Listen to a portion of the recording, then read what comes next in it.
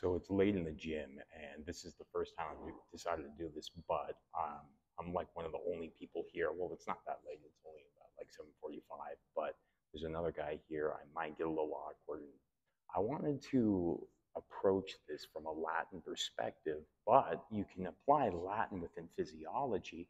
And with doing that, you can be science-based in the way in which you lift if you understand the functions of physiology, aka if I'm doing a bicep flex, this is flexion of the humerus, right? And then you can actually flex that humerus even more by elevating your anterior deltoid. So let's get into it. Okay, so if I have a typical bicep flex, all I'm doing is taking it from here and I'm bringing it up and I'm curling it, right? This is what we call flexion of the humerus, right? And then if I extend it, that's extension of the humerus, which is going to engage my tricep. Now, another function of the bicep is actually to supinate the forearm. You see how my bicep goes from that to that? So if you want to be more focused on the bicep peak, then you try and turn it up, right? Look, you can see it right there. So if I take a weight here and then I flex it just regularly, it's like that. But if I go ahead and I come up and I flex a little bit more, it squeezes that portion.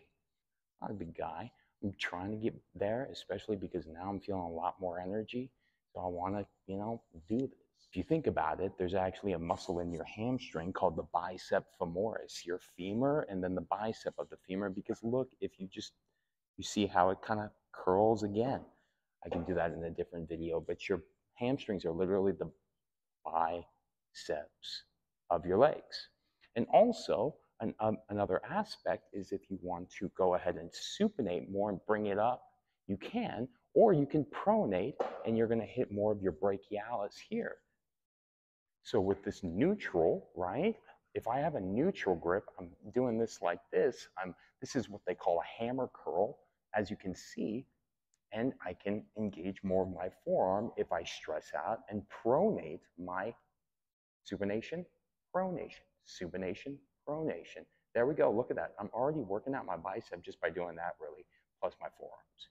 But then I can do that, and then I can squeeze it up more, or I could do this and lengthen it and see how it lengthens the bicep versus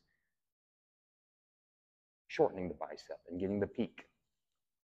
Again, that is physiology. That is also Latin, because flexion means to bend in Latin. It comes from flectere, which means to bend. And then extension, which would be the tricep, right? Extending of the humerus, is ex meaning out of, teneo means to stretch. So you stretch out of, right? You're stretching out your, and then again, look at this. Quads, boom, boom, boom. Basically, your quads are the triceps of your legs, and your hamstrings are the biceps of your legs. If you didn't know, now you know. And you can be more science-based because we can engage those hamstrings, the biceps, just a little bit more. So here we go. We have a typical curl. We curl it on up. If I want it further, I can actually elevate this. And if you feel it, you can actually start to feel how it starts to curl more up. So if you want to do this, lift it, and then you also are engaging a portion of your anterior deltoid. Your deltoid here is made up of your anterior, medial, and your post, right? Post meaning after or behind in this case in Latin, and then ante means before, like antebellum. Ante means before, bellum means war in Latin. Antebellum refers to the war, the period of time rather, before the Civil War, right? It was the period after 1812, the War of 1812, all the way up to 1861, I believe, is when the Civil War began. See how you can actually just blend it all together. That's what Latin is, the amplification and understanding of your world.